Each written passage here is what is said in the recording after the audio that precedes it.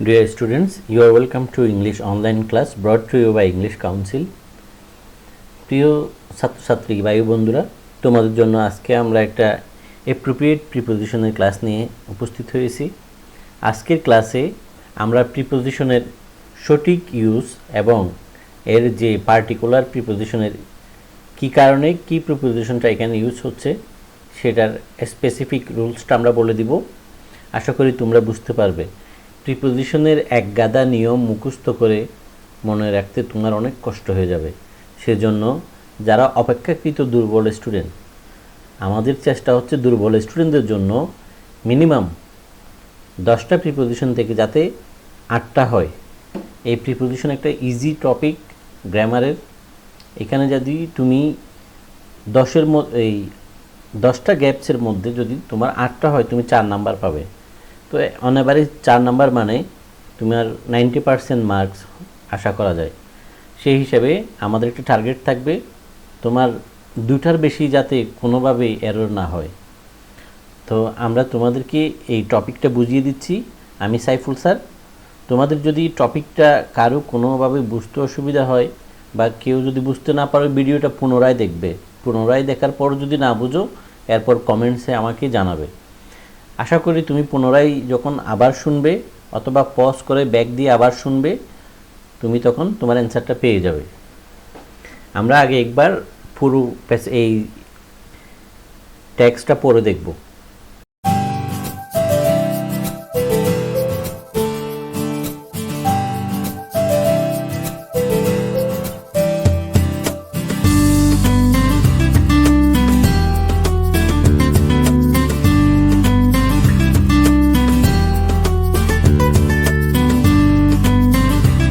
দেখি, we got freedom dash the sacrifice of hundreds and thousands of lives. এখানে বলছে আমরা আমাদের স্বাধীনতাটা পেয়েছি শত শত হাজার হাজার জীবনের বিনিময়ে। The patriots dash lands fought the operations of the West Pakistani rulers. দেশপ্রেমিকরা পাকিস্তানি নির্যাতনকারী সরকারের বিরুদ্ধে যুদ্ধ করেছে। Finally the operations were bound to surrender dash our freedom fighters. এই নির্যাতনকারীরা অবশেষে আমাদের দেশের মুক্তিযোদ্ধাদের কাছে তারা আত্মসমর্পণ করেছিল। Sorry, but A great number dash the sons of the land died dash war। যুদ্ধে কিন্তু যুদ্ধে এই দেশের অনেক বীর পুত্র শহীদ হয়েছিল। soon dash the war। যুদ্ধের পরে the government dash Bangladesh founded the national memorial dash memory of the martyrs। ঠিক যুদ্ধের পরে বাংলাদেশ সরকার শহীদদের স্মরণে স্মৃতিসৌধ নির্মাণ করেন। মেমোরি অফ দ্য মার্টায়ার্স মানে হচ্ছে শহীদদের স্মরণে স্মৃতিসৌধ নির্মাণ করেন। ন্যাশনাল মেমোরিয়াল জাতীয় স্মৃতিসৌধ নির্মাণ করেন, যেটি সাভারে অবস্থিত। এখন আমরা দেখব এখানে কোন প্রিপোজিশনটা যায়। প্রথমে বলছে we got our freedom dash the sacrifice of hundreds and thousands dash lives. আমরা আমাদের স্বাধীনতাটা কিসের মাধ্যমে পেয়েছি, আমাদের বুঝতে হবে কিসের মাধ্যমে। কোনো মাধ্যম দিয়ে তো পেয়েছি। জীবনের লাখো শহীদের রক্তের বিনিময়ে, লাখো শহীদের রক্তের মধ্যে দিয়ে আমরা আমাদের স্বাধীনতাটা পেয়েছি। এরকম কোনো কিছুর মধ্য দিয়ে কোনো কিছুতে যাওয়া বা কোনো কিছু পাওয়া বা কোনো কিছু আসা, কোনো কিছুর মধ্য দিয়ে, এরকম মধ্য দিয়ে বোঝাতে আমরা থ্রো অ্যাপ্রোপ্রিয়েট প্রিপোজিশনটা ইউজ করি। থ্রো মানে হচ্ছে মধ্য দিয়ে। এরকম কোনো কিছুর মধ্য দিয়ে কোনো কিছু পাওয়া বা এরকম আশা করাটাকে, এরকম আশা করা বোঝালে তখন আমরা থ্রো ইউজ করি। THROUGH। থ্রো মানে হচ্ছে মধ্য দিয়ে। আমি এখানে রেড হাইলাইট করে দিচ্ছি যাতে তোমরা বুঝতে পারো। Through the sacrifices of hundreds and thousands of lives. আমি দুঃখিত, এখানে আমি অফটা আগে লিখে ফেলছি, আমি আবারও লিখে দেখাচ্ছি তোমাদেরকে। Hundreds and thousands,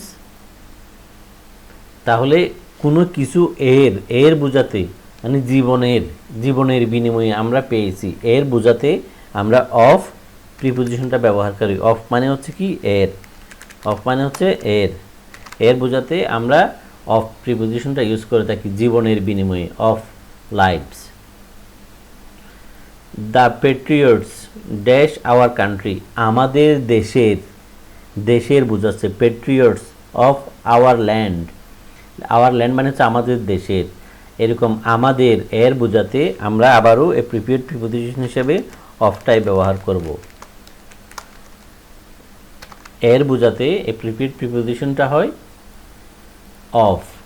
the Patriots of our lands ফট, আমাদের দেশপ্রেমিকেরা যুদ্ধ করেছে। The operations of the West Pakistani rulers, পশ্চিম পাকিস্তানি জুলুম নির্যাতনকারী শাসকের বিরুদ্ধে বোঝাতে এগেইনস্ট প্রিপোজিশনটা ইউজ করা হয়। তাহলে এখানে হবে যে কি এগেইনস্ট, বিরুদ্ধে বোঝাতে। পাকিস্তানি শাসকের বিরুদ্ধে আমাদের দেশের বীর যোদ্ধারা যুদ্ধ করেছে। Operations against the operations of the West Pakistani rulers, পশ্চিম পাকিস্তানি জুলুম নির্যাতনকারী সরকারের বিরুদ্ধে আমাদের দেশপ্রেমিক সন্তানেরা যুদ্ধ করেছে। এই বিরুদ্ধেটা বোঝাতে এগেইনস্ট প্রিপোজিশনটা ব্যবহার করা হয়। এগেইনস্ট মানে হচ্ছে বিরুদ্ধে। ফাইনালি, অবশেষে, দ্য অপ্রেসর্স ওয়ার বাউন্ড টু, এই জুলুম নির্যাতনকারীরা ওয়ার বাউন্ড টু, বাধ্য হয়েছিল, two surrender dash our freedom fighters, আমাদের ফ্রিডম ফাইটারদের কাছে, তারা আমাদের মুক্তিযোদ্ধাদের কাছে এই জুলুম নির্যাতনকারীরা অবশেষে সারেন্ডার করছিল। তাহলে এরকম কারো কাছে আত্মসমর্পণ করা বা কারো কাছে সারেন্ডার করা বা কারো কাছে কোনো কিছু অর্পণ করা বোঝাতে সারেন্ডার টু হয়। সারেন্ডার টু এটা একটা প্রিপেয়ার্ড প্রিপোজিশন, যেহেতু এখানে আমাদের দেশের মুক্তিযোদ্ধাদের বোঝাচ্ছে, মুক্তিযোদ্ধাদের কাছে সারেন্ডার করছে ওরা, এই জন্য এই সারেন্ডার টু হবে। এই surrender to our freedom fighters, but A great number dash the sons of the lands, আবারও বলতেছে এখানে বাট এ গ্রেট নাম্বারের পরে এই গ্রেট নাম্বার যেখানে থাকবে, কোনো নাম্বারের কথা যেখানে উল্লেখ থাকবে বা কারো কাছে এই গ্রেট নাম্বার এরপরে সাধারণত আমরা প্রিপোজিশন হিসেবে এ গ্রেট নাম্বার অফ বলি। A great number of soldiers, a great number of patriots, a great number of students, নাম্বারের পরে অফ হয়। A great number of the sons, a great number of the sons of the land, এটা একটা possessive case আকারেও যায়। এই দেশের Sans of the land, তার মানে হচ্ছে এই দেশের মানুষের বোঝাতে, পসেসিভ কেস বোঝাতেও অফটা ব্যবহার করা হয়। আবার নাম্বারের পরেও, এ গ্রেট নাম্বার অফ এর পরেও সাধারণত অফটাই বসে প্রিপোজিশন হিসেবে, প্রিপেয়ার্ড প্রিপোজিশন হিসেবে এ গ্রেট নাম্বার অফ, কোনো সংখ্যা বোঝাতে। আবার এদিকে পসেসিভ বোঝাতে the sons of the land, এই দেশের সন্তানেরা, এই পসেসিভটা বোঝাতে এখানে অফটা ব্যবহার করা হয়। The land of the land died dash the war, এ দেশের সন্তানেরা যুদ্ধে শহীদ হয়েছেন। ডাইড এখানে কোনো কারণে যদি মারা যায় অথবা কোনো স্থানে মারা যায় অথবা কোনো একটা সময়ে মারা যায়। কখন মারা যায়? যুদ্ধের সময় মারা যায়, তাহলে ডাইড ইন, এখানে হবে ডাইড ইন। কোনো একটা কারণে মারা গেলে হয় ডাইড ইন। কোনো একটা কারণে যখন মারা যায় বোঝায় আমরা এরকম কিছু, আমাদের অ্যাপ্রোপ্রিয়েট প্রিপোজিশন আছে die in, die by, die for, die of. এখানে কারণে মারা গেলে হবে যে ডাই ইন, মানে এরা যুদ্ধের জন্য মারা গেছিল, যুদ্ধের সময় মারা গেছিল, die in. Died in the war, soon dash the war, মানে এখানে বোঝাচ্ছে ঠিক যুদ্ধের পরে। The government dash Bangladesh founded the national memorial, তাহলে এরকম ঠিক যুদ্ধের পরে বোঝাচ্ছে বাংলাদেশ সরকার শহীদদের স্মরণে স্মৃতিসৌধ নির্মাণ করেছিল। ন্যাশনাল মেমোরিয়াল, এই ন্যাশনাল মেমোরিয়াল জাতীয় স্মৃতিসৌধ সাভারে যেটা আছে সেটা। তাহলে ঠিক যুদ্ধের পরে, সোন, এরকম ঠিক যুদ্ধের পরে বোঝাতে সোন আফটার হবে। কোনো কিছু ঠিক পরে বোঝাতে, কোনো কিছু ঠিক পরে বোঝাতে আমরা সোন আফটার অ্যাপ্রোপ্রিয়েট প্রিপোজিশন হিসেবে ইউজ করি। এই সোন আফটারটা হবে এখানে soon after. Soon after the war the government dash, কোন দেশের, এর বোঝাচ্ছে বাংলাদেশের, এর বোঝাতে এর কোনো কিছু করার বা কারোর মাধ্যমে কোনো কিছুর অধীনস্থে বোঝাতে, কারোর অধীনে বা কোনো কিছু কারো এর বোঝাতে আমরা এখানে অফ প্রিপোজিশনটা ইউজ করে থাকি।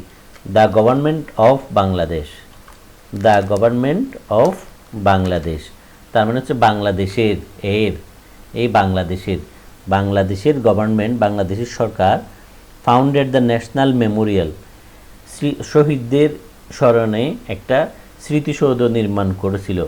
কোথায়? Founded the national Memorial dash the memory of মার্টায়ার্স, শহীদদের স্মরণে।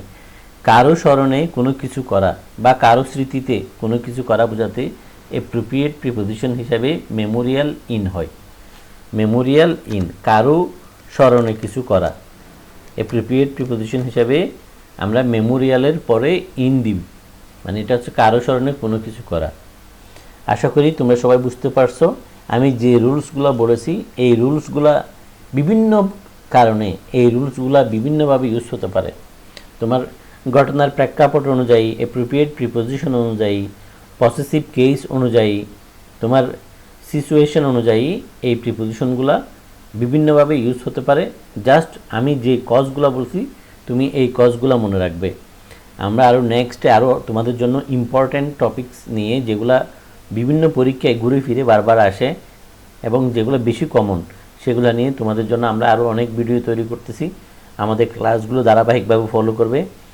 যারা দুর্বল স্টুডেন্ট, যাদের সময় নাই, যারা বিভিন্ন কাজে ব্যস্ত, অনেকেই জব করো, অনেকেই অনেক কাজে ব্যস্ত থাকো, ফ্যামিলির কাজে ব্যস্ত থাকো, বিজনেসের কাজে ব্যস্ত থাকো, তোমরা ঘরে বাইরে যেখানে সময় পাও বসে আমাদের এই ক্লাসগুলো ফলো করবে। আমাদের ক্লাসগুলো ফলো করলে তোমাদের মোটামুটি 60% প্রিপারেশন হয়ে যাবে। বইয়ের কিছু নাই, গ্রামার নিয়ে বইয়ের কোনো কারণ নাই। আমরা গ্রামারের হার্ড টপিকসগুলোকে, ডিফিকাল্ট টপিকসগুলোকে আমরা ইজি করে তোমাদের কাছে প্রেজেন্ট করতেছি। Hope you will enjoy the class. Thank you for watching the video.